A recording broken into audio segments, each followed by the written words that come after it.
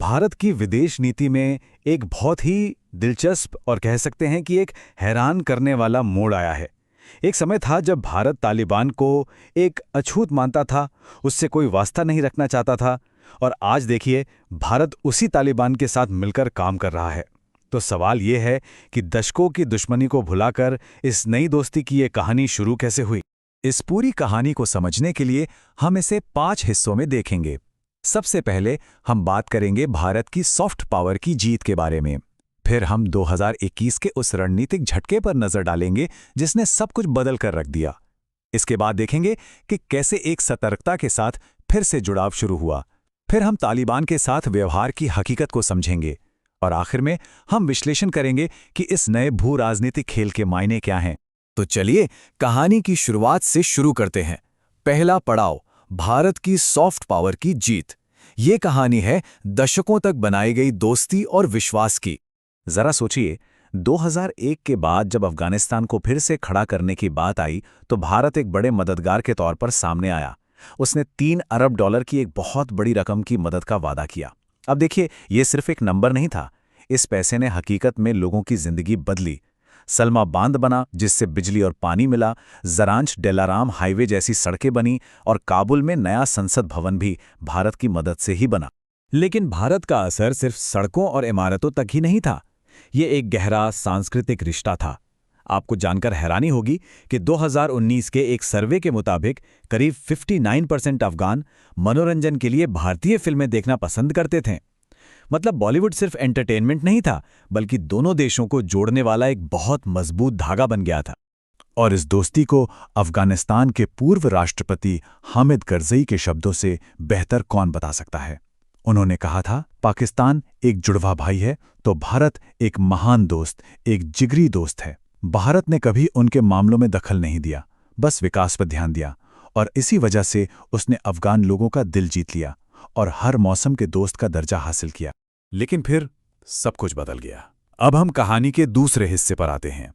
2021 का वो रणनीतिक झटका जब तालिबान तेजी से सत्ता में वापस आ गया। अगस्त 2021 में जो हुआ उसके लिए नई दिल्ली बिल्कुल तैयार नहीं थी। तालिबान ने बिजली की रफ्तार से काबुल पर कब्जा कर लिया।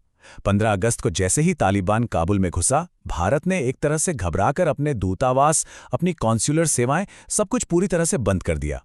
वीजा प्रक्रिया को अचानक रोक दिया गया, जिससे हजारों लोग बीच मझधार में फंस गए। तो यहाँ असल में हुआ क्या? भारत ने खुद को एक कोने में धकेल दिया था, क्योंकि भारत ने पहले तालिबान से किसी भी तरह की बातचीत का रास्ता ही नहीं खोला था। इसलिए जब वो सत्ता में आए तो भारत के पास बात करने का कोई जरिया ही नहीं बचा। वो बस एक मूक दर्शक बनकर रह गया था। और इसका असर सीधा अफगान लोगों पर पड़ा। अफगानिस्तान के टोलो न्यूज़ के चेयरमैन साद मोहसिनी ने उस वक्त की भावना को जाहिर करते हुए कहा, अफगान धोखा और छोड़ा हुआ महसूस करते हैं।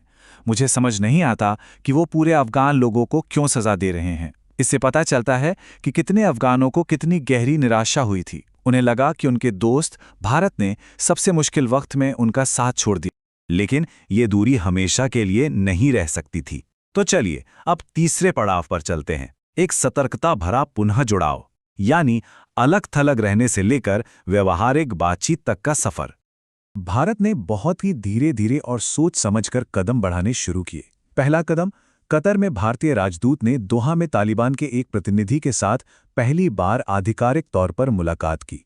इसके बाद मानवीय मदद का सिलसिला शुरू हुआ।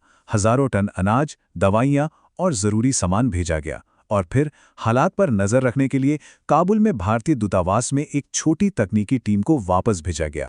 और अब ये जो सतर्कता थी, ये धीरे धीरे एक नई हकीकत को अपनाने में बदल गई है। इसे कूटनीति की भाषा में रियल पॉलिटिक कहते हैं। मतलब एक ऐसी नीति जो आदर्शों पर नहीं बल्कि व्यवहारिक जरूरतों पर आधारित होती है।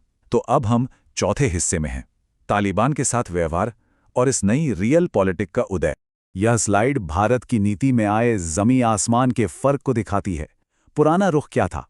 तालिबान को अछूत मानना, उनसे कोई बात नहीं करना और सिर्फ पुरानी सरकार से रिश्ते रखना।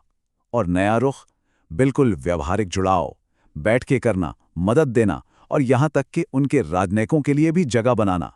ये विचारधारा से हटकर हकीकत को अपनाने की तरफ एक बहुत बड़ा कदम है। और अब रिश्ते सामान्य हो रहे हैं, इसके संकेत तो बिल्कुल साफ नजर आ रहे हैं।